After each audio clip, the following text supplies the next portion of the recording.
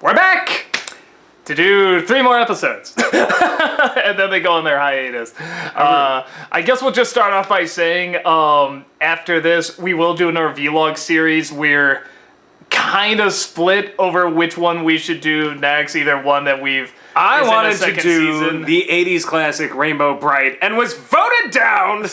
Well, after the huge response of people, it was the only that got thing the more joke, colorful than this show. If it was it's the only joke that got the most responses. Our Phantom of the Opera review. Everybody was just like, I remember that.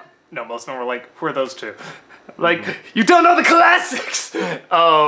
That was one of the girl shows I watched when I was a little kid. Honestly, I just said, I like the bad guys. You're funny.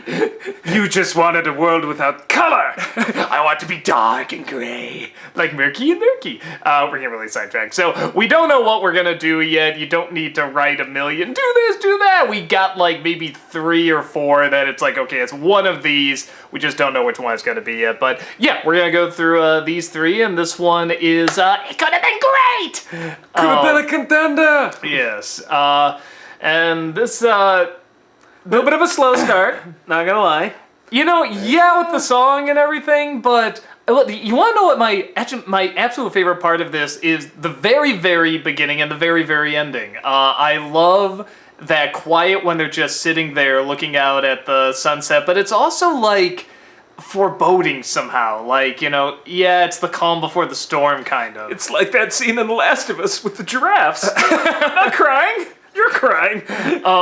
And then I like the bit at the end where she has the diamond, and you don't know why. You don't know what that's going to do. You don't know if that's a good thing or a bad thing.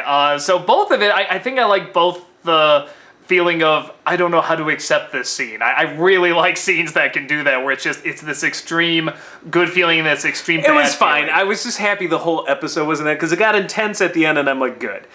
Because I was worried, I'm like, is this going to be an all-song episode? Me Ray-Tito. It's yeah. I was I saw this. I saw Sound of Music like everyone else did. We saw the one where it's she's being introduced to the world and stuff, but what I do like is that it...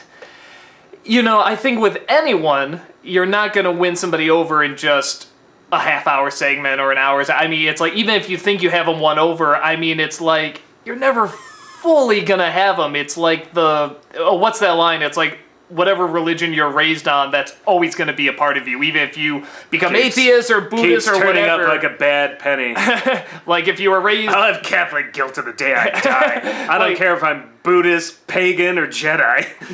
If you're, raised Jewish but then become Buddhist or something like that. That Jewish background would never fall... Yes. Ooh, maybe that was the Da Vinci Code 3!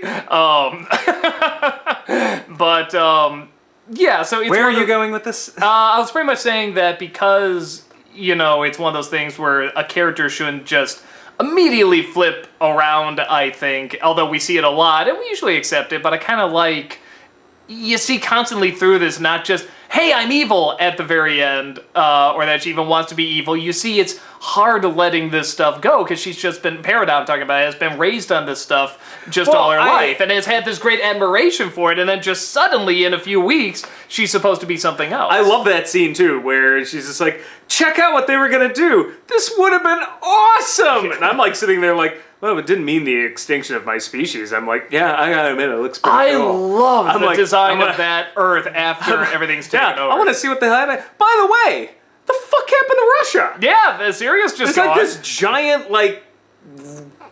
bay or lake or ocean, in the middle of Siberia. I don't know, geography and stuff very well, but I saw that map for a second. I was just was there a hole there?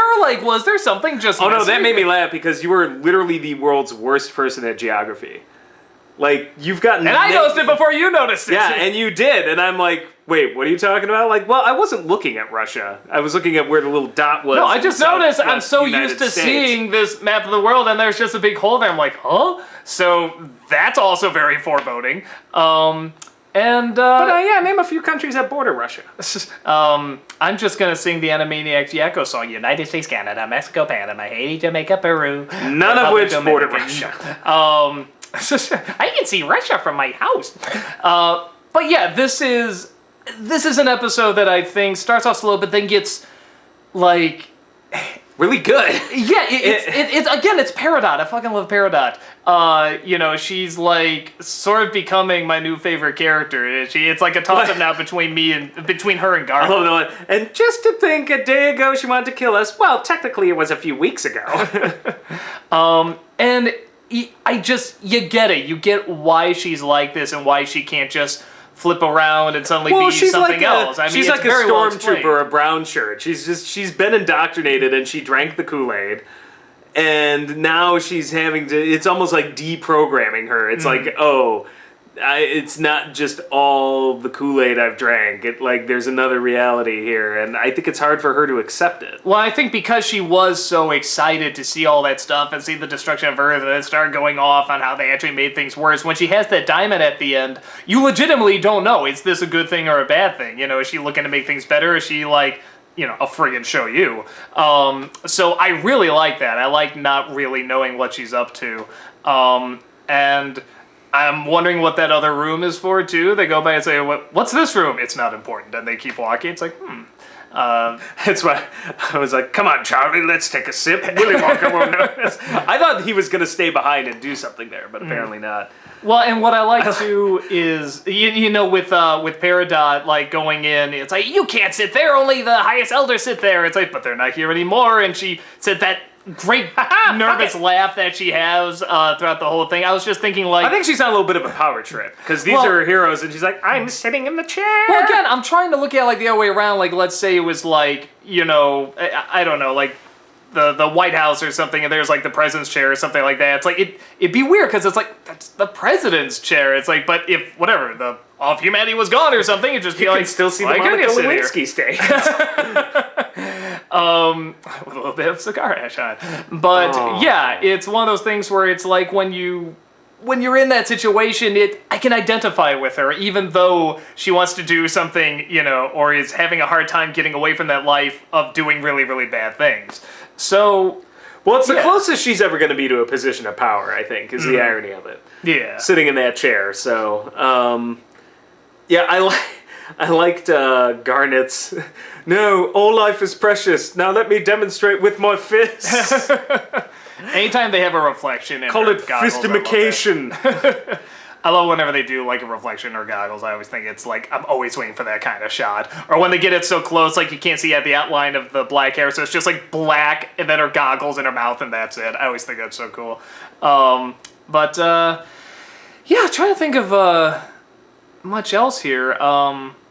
Yeah, I think it's one of those things where it is good to know that, like, you know, as you said, deprogramming doesn't work quickly, and even when you think it's worked, you know, there's always going to be hints of it there. That's because in her case, they're not actively trying to it's not like they strapped her down to a chair and are like putting on some sort of routine. It's more like she's just acclimating to her new environment, so... Well, and she doesn't want to be a part of that environment either, but she's just kind of chosen to because it's her best option.